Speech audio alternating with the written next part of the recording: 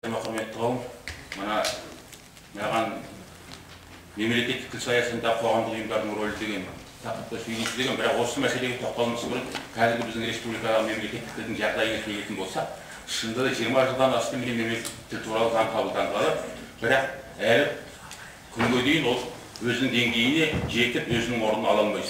Оған себеп не? Оған себеп өйткені мұқтаждықтың туымауы, екіншіден қызығушылықтың туымауы. Мұқтаждықтың туымауы неліктен?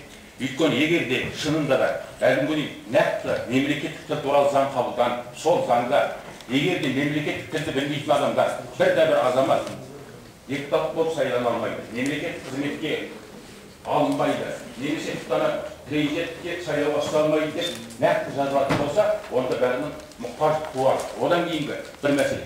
Бүкіл Қазақстан көлемінде көшелердегі болсын, қай жердегі болмасын, жарнамалар болсын, сөздер болсын, тек қана қазақ тілінде жазылу керек.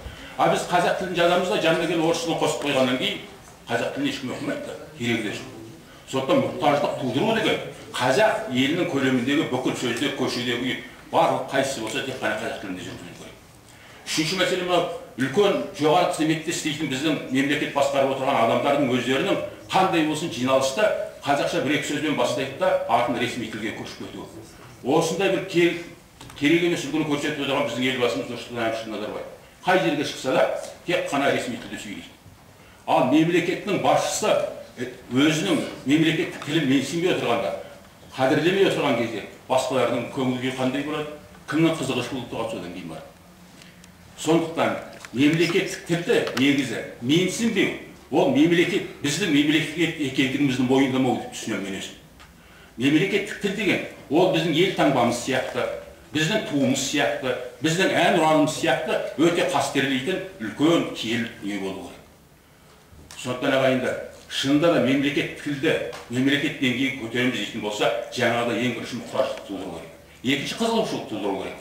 Қазақтың тілінің қандай бай екенін, қандай көркем екенін, қандай әсем екендігін елге, халыққа таныта білу керек. Міне осы тұрғыдан келетін болсақ, шынында да мына қоғамдық ұйымдардың талай жақсы жұмыс істеп жүргені бар. Мен өзім басқарып отырған халықаралық абай қоры мысалы үшін бәлен жылдан бері, міне 93 жылдан бері жылда абайдың туған күнімен, абай оқуларымен талай іс-шараларда түсіп келе жатыр, тек қана қазақ тілінде өтеді. Кейін кездері осы абай оқуларын біз басқа ұлттың өкілдерінің азаматтары жүргізетін. Бұл мысалы үшін басқа ұлттың өкілдеріне емес, ең бірінші өзінің тілін мәнсіп қылып жүрген қазақ қандастарымызға арналған. Басқа ұлттың өкілдері қандай мәнерлі, қандай өрнекті тілмен сөйлеп тұрған кезде санасында сәулесі болатын болса, әрқайсысы ұялар еді. Сонда бар оның тілшісі бар еді. Сондықтан бізде республикамызда 25 мыңдай қоғамдық ұйым бар екен.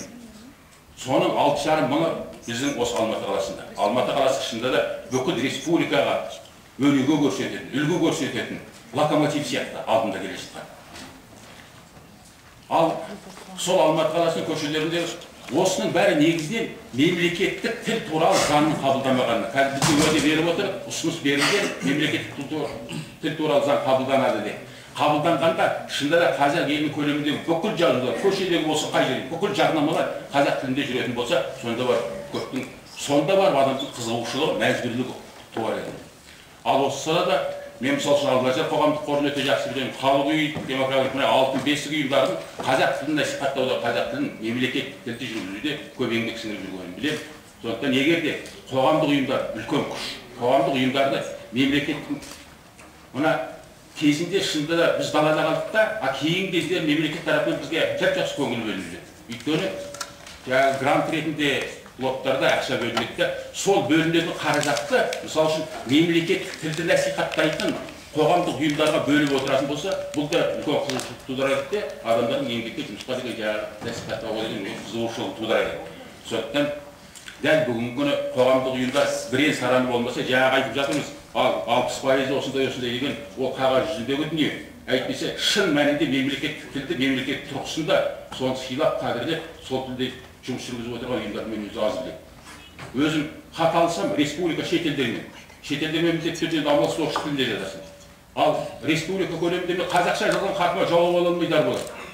Орысша жазғанда неден келеді? Қазақша жазатын болсаң, сол жазған хатына жауап алу деген өзі талай уақыт алады. Сондықтан, егер де қоғамдық ұйымдардың осындай үлкен күшті мемлекеттік орындармен бірігіп жұмыс істейтін болсақ, мемлекеттік шында да өз қазір қызығушылық, мына мектептегі балабақшаларға басқа ұлттың өкілдері балаларын көп бере бастады.